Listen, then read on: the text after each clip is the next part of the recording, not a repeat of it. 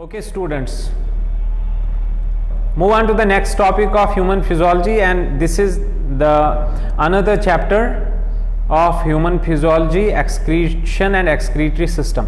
We will first discuss the anatomy of the human excretory system and then we will move on to the physiological portion, right?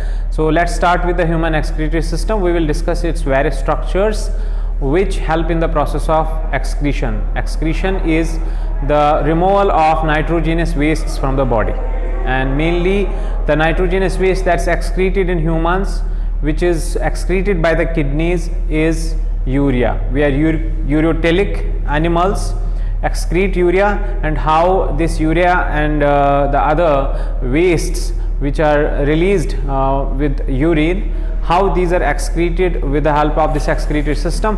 For that we have to first understand the anatomy of excretory system. So let's start with this topic. So this human excretory system, let me tell you, it is comprised of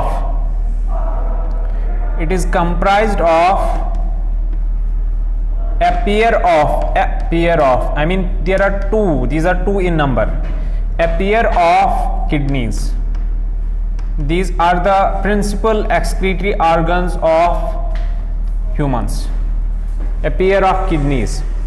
Now associated with these kidneys are some other structures which help in the removal of nitrogenous wastes, which help in the removal of urine. So the principal organs are kidneys. Associated with the kidneys are two ureters, a pair of ureters which come out of the kidney, which drain the urine out of kidney. And these ureters finally they open into a flask shaped structure that's called a bladder. That's urinary bladder. And finally this urinary bladder, it stores the urine temporarily, and when it's completely filled, this urinary bladder, it leads to the outside via a tube, a muscular tube, that's called urethra.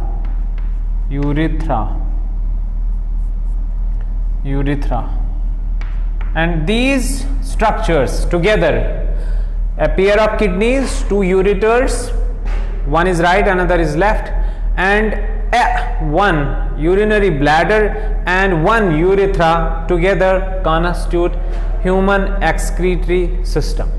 First of all, we will discuss these kidneys. What is the structure of the kidneys? What is the internal structure? What are the functional and structural units of kidneys? Then we will move on to the ureters, urinary bladder, its structure, and then finally we will talk about the urethra. So let's start with the first important principal excretory organs called kidneys. So what are kidneys? In humans, we have a special emphasis on humans. So in humans there are, as I told you, there are two kidneys on the either sides of the body in the abdomen, right? So these are two dark red, there are two dark red bean shaped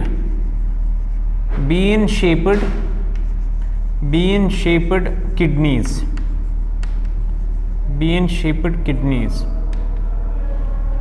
There are two dark red bean shaped kidneys, and these kidneys are present in, so far as the location is concerned, these are present in the abdominal cavity,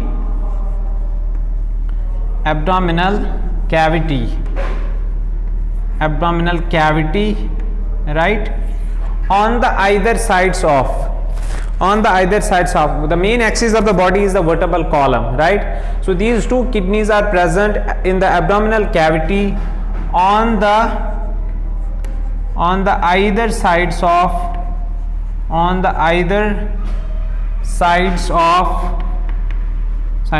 vertebral column.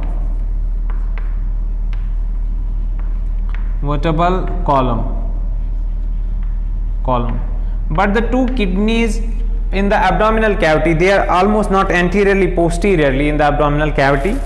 posteriorly in the abdominal cavity on the either sides of the vertebral column, but they do not lie in the same plane. Usually the right kidney is lower in position than the left kidney. Left kidney lies in the main plane of the body, main plane of the abdomen, while the right kidney is lower in position than the left kidney. So the two kidneys, right and left, they do not lie in the same plane. There is a little bit difference. Right is lower than the left one. So left is upper, it's above, and the right kidney is below, right? So they do not lie in the, they do not fall in the same plane. And one more important thing is these two kidneys, they lie, they are present behind the coelom. Usually there is coelom, but there is coelom only on the anterior side of the kidneys, not on the posterior side. So that is why these kidneys which lie behind the coelom, they are not fully enclosed by the coelom as we have the other organs of the body, visceral organs of the body. That is why these two kidneys which lie behind the coelom, these are called a retroperitoneal in position. So the two kidneys, right and left kidneys, which lie posteriorly on the either sides of the vertebral column in the abdominal cavity, lower abdominal cavity. So these two kidneys are retroperitoneal. These are retroperitoneal, I mean they are behind the peritoneum, retroperitoneal in position.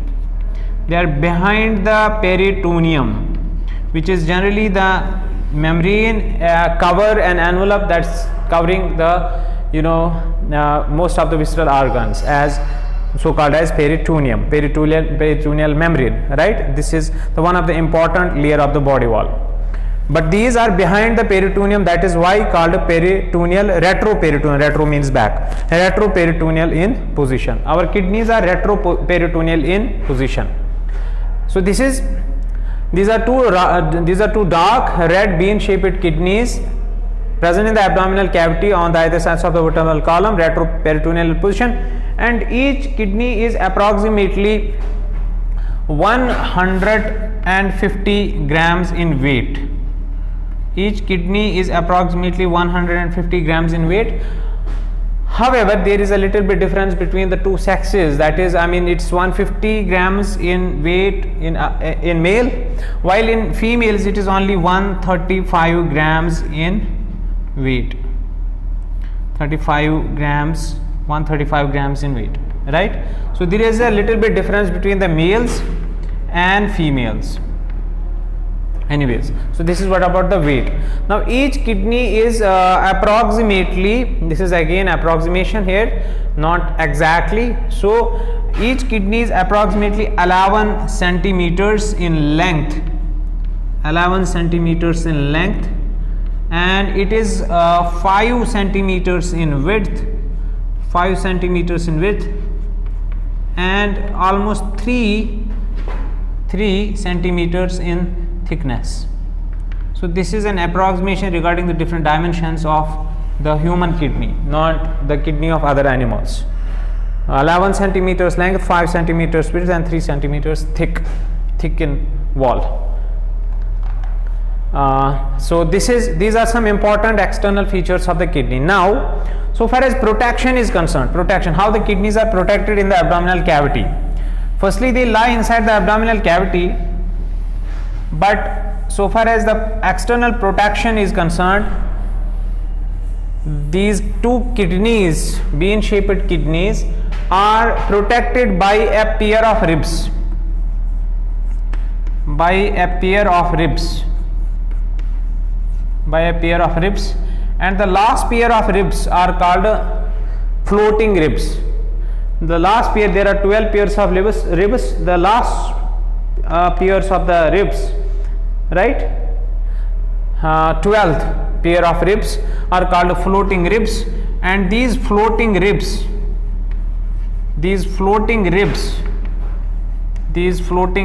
are protecting the kidneys from the external shocks and injuries.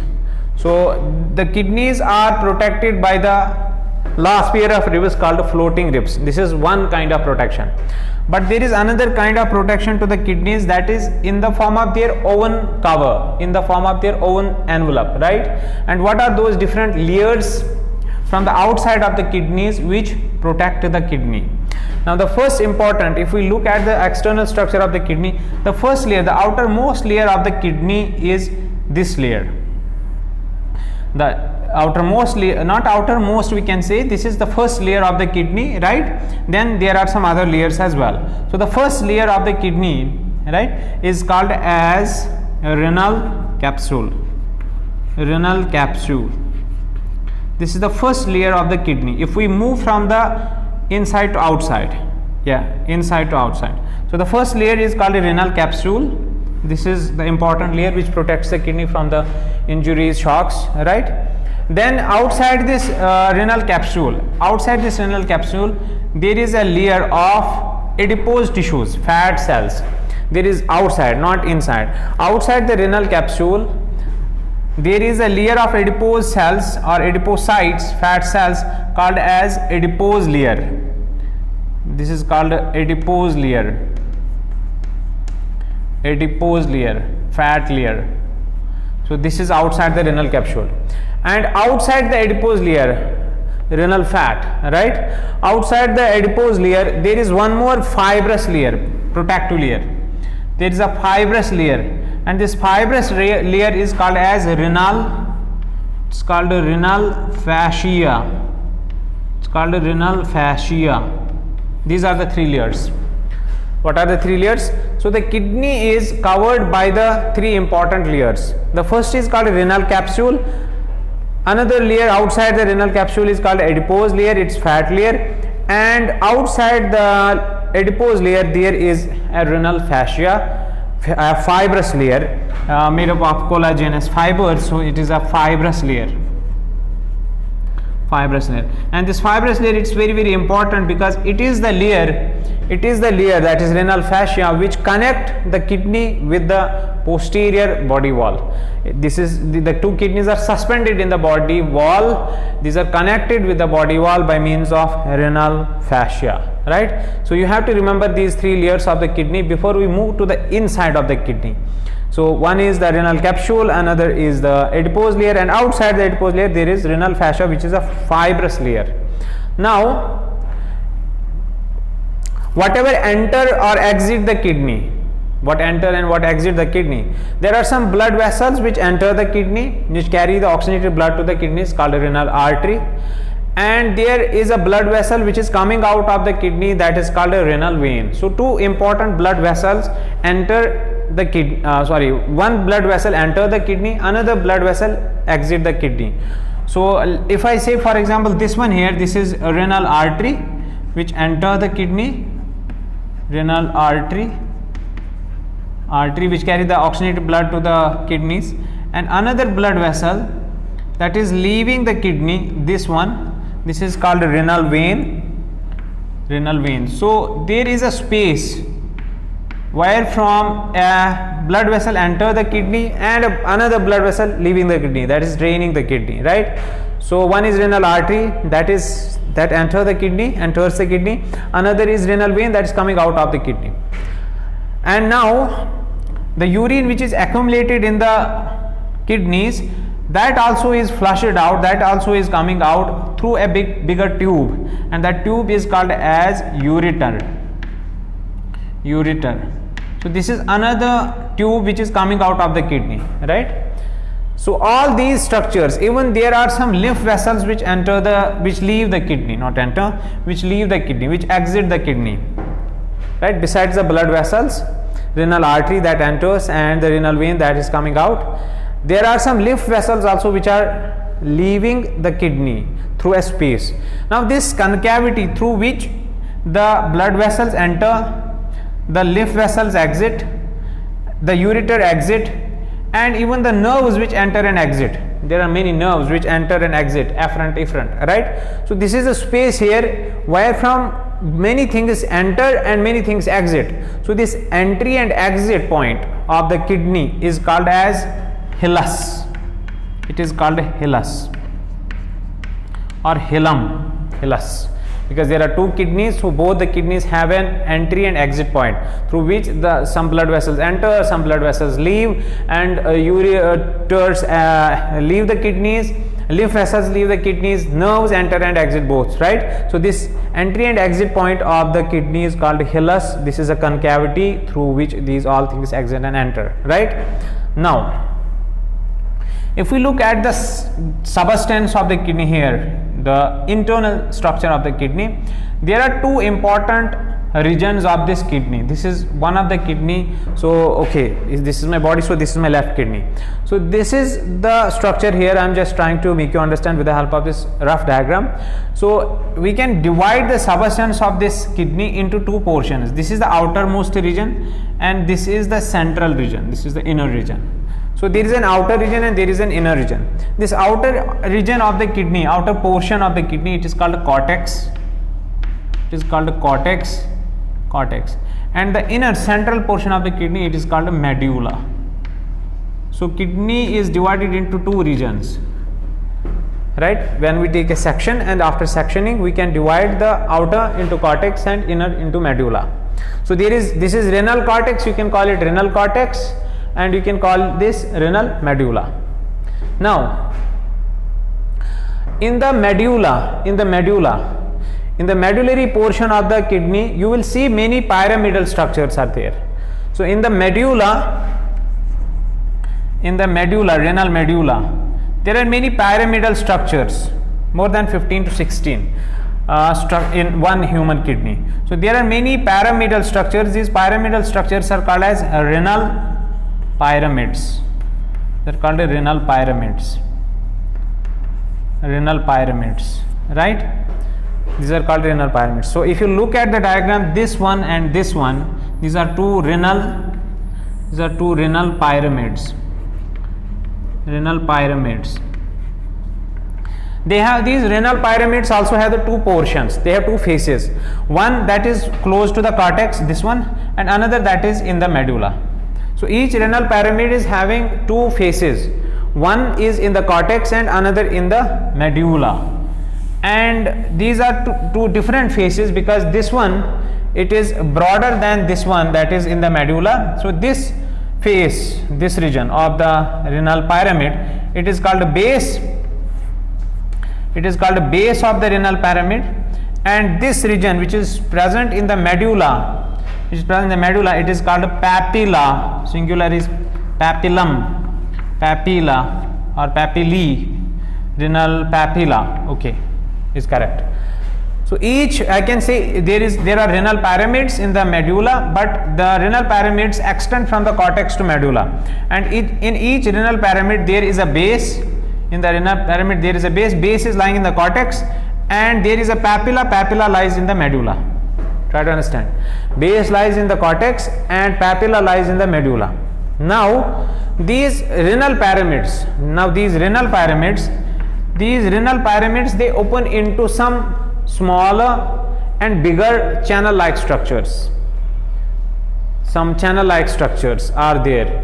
These renal pyramids, they lead into some channels or some cavities, and these channels or cavities are called as calyces. Calyx is singular. Calyx is singular. Calyces is plural. Calyces, CES. So these renal pyramids, they open into some calyx structures, some channel-like structures. But these are of two types. One is this one, for example. This one starting. This is called a minor calyx. This is called a minor calyx. And another is bigger one. That is this one. This is called a major calyx. Calyces is plural. I am repeating. So these renal pyramids, which extend from the cortex to medulla, open into calyces, and these calyces are of two types: minor calyces and major calyces. First there are minor calyces, and then there are major calyces. Major calyces. Okay. But in between the two renal pyramids, before we move to the another point, in between the two renal pyramids, this is one renal pyramid, this is another renal pyramid, and there is a, between the two renal pyramids there is a substance of cortex, there is a substance of cortex between the two renal pyramids, and this substance of cortex between the two renal pyramids, before the renal pyramids open into the minor and major calyces, there is a substance between this renal pyramid and this renal pyramid. This is called columns of Bertini, T-I-N-I, Bertini, B-E-R-T-I-N-I, Bertini. So there is a substance of cortex that is extending from the cortex towards the medulla, but in between the two renal pyramids. This substance is called columns of Bertini, right? Now let's say again these renal pyramids from their papilla side, they open into the minor and major calyces. Finally, all the major calyces, minor are more in number than the major calyces. Now all the major calyces, they open into a flask shaped structure in the kidney. All these open into this structure, this flask shaped structure, and this is called renal pelvis. This is called a renal pelvis.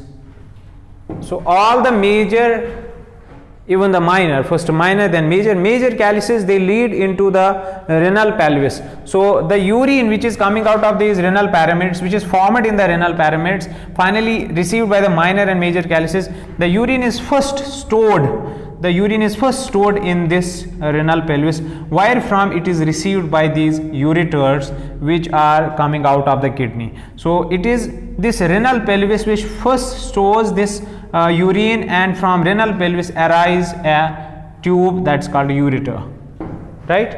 So this is very, very important here. All the major calyces open into the renal pelvis.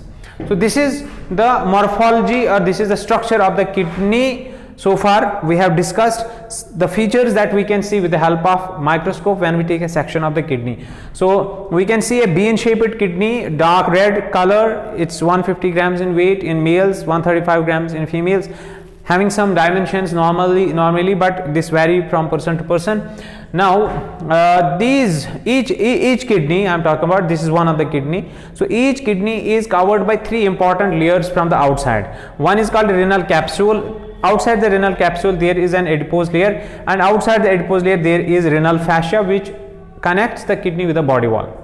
Now there are two regions of the kidney. One is called cortex, renal cortex. Inner is called a medulla, renal medulla. Now from the cortex to the medulla extends some pyramidal structures. These are called renal pyramids, and these renal pyramids, each renal pyramid is having a base and a papilla. Base in the cortex, papilla in the medulla. Now all these renal pyramids, they open into some channels called as minor calyces and major calyces. Finally all these major calyces open into the renal pelvis. And I also told you that between the two renal pyramids there is a substance that's called columns of Bertini. It's called columns of Bertini.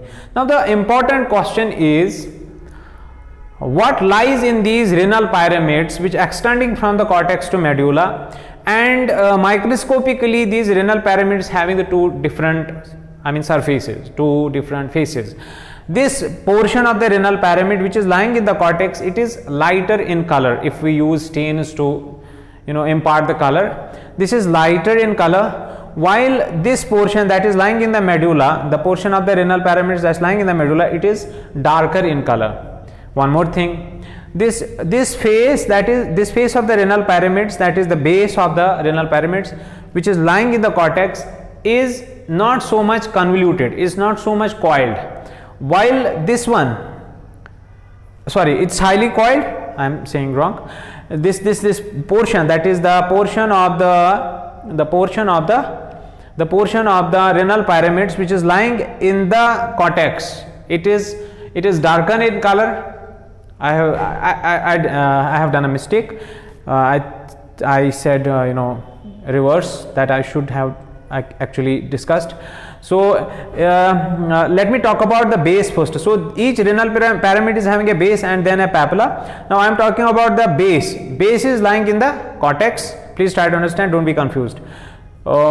Base is lying in the cortex, so this is base and lying in the cortex. If you impart a color to this, if you impart a stain to this, so it is darkly colored and it is highly convoluted, it's highly convoluted portion. While in the renal medulla here, this papilla of the renal pyramids, it's not so much convoluted and it's not so much dark in color. Why this difference? Why the cortical portion of the renal pyramids is darker in color and highly convoluted, and why the medullary portion of the renal pyramids is lightly colored and less convoluted? Because in these renal pyramids, actually in these renal pyramids, there is an arrangement of structural and functional units of kidneys, and the structural and functional units of kidneys are called nephrons. But the nephrons, if you have ever heard, if you have ever seen the structure of nephron, there are two important portions of nephron.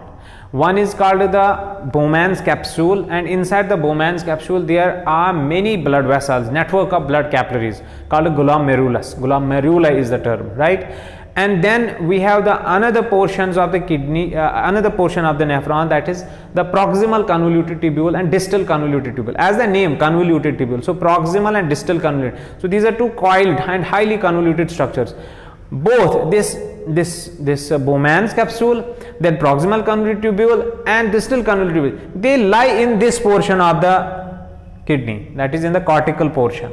They lie in the base of the renal pyramids, while the straight tubes are loop of Henle, descending ascending limbs, and the collecting ducts. They are the straight tubes. The straight tubes are lying in the medullary portion. They are present in the papilla of the renal pyramids, the portion of the renal pyramid that's towards the medulla. So that is why this difference is there. I would like to repeat. Each renal pyramid is having a base that is in the cortex and a papilla that is lying in the medulla. Now I am saying that if you see the two faces of this renal pyramid, these are different. This portion of the renal pyramid, where the base of the renal pyramid is present, that is cortical portion, and in this cortical portion, this is darker in color and it's highly convoluted. While this portion that is towards the medulla, medullary portion, that is not highly convoluted and that is not darkly stained. Why this difference? I am saying that actually in these renal pyramids, there is an arrangement of nephrons, uniferous tubules, and each nephron or uniferous tubule is having some important structures. One is called Bowman's capsule. In the Bowman's capsule there are many blood capillaries called glomeruli. Then we have two convoluted tubules, one is called proximal and another is called distal. All these convoluted portions are lying in the cortical portion of the kidney, and that's why it is highly convoluted and highly stained, darkly stained, because these structures have a lot of surface area and can retain lot of stain. While this portion, that is this medullary portion, right, of the renal pyramids, it's not so convoluted. Why? Because in this portion there are straight tubes of the nephron. Straight tubes of the nephron are loop of Henle, limbs of the loop of Henle, and collecting duct. So that is why there is this difference in the cortex and medulla of renal pyramids. So you have to keep in mind the renal pyramid, each renal pyramid, it is extending from the cortex to the medulla. Its one part is in the cortex and another part in the medulla, and there is difference in the two parts, difference in the two faces. And the important thing that we have understood here is all the nephrons, all the uniferous tubules, the structural and functional units, which are almost in one kidney, in one human kidney, there are 1 million 10 raised power 6 or 1 million nephrons or 10 lakh nephrons are present in one kidney, in human kidney, right? And these nephrons are present in the renal pyramids. Some portion of the nephrons is present in the cortex and some portion of the nephrons is present in the medulla, right? So before we understand the other important features of the excretory system, we have to first understand the structure of nephron and the types of nephrons, because in the human kidney there are two types of nephrons depending upon the position and their physiology, depending on their role in different conditions, right? When there are two conditions, for example, if you want to understand in advance, one, when there is a lot of scarcity of water in the body, body wants to conserve the water, so there are some important nephrons which are which are responsible for the conservation of water. They don't let the water to be released outside, lost with the urine, right? And there is normal condition of the body, and in normal conditions, right, there is not too much conservation of the water, so other nephrons are there, right? Cortical nephrons are there which are functional. There we have to explain two important types of nephrons. One is the cortical nephrons, which is a major portion of the kidney, and another is called juxtamedullary nephrons, which are important in some emergency conditions, right? So first of all, we have to discuss the anatomy of a nephron. What is the structure of nephron, right? So that portion we will take on in the next video. So please watch the next video for this important topic, that is what is the structure of the nephron, and in that same video we will discuss the other structures like the ureters, urinary bladder and urethra, so that we could be capable to complete this topic of human excretory system. In this video, this is a short video in which we have discussed the various features of the human kidney, like its color, like its shape, like its weight, right, and how the kidney is protected and where it is located in the abdominal cavity. So thanks for watching this video, right? Stay tuned.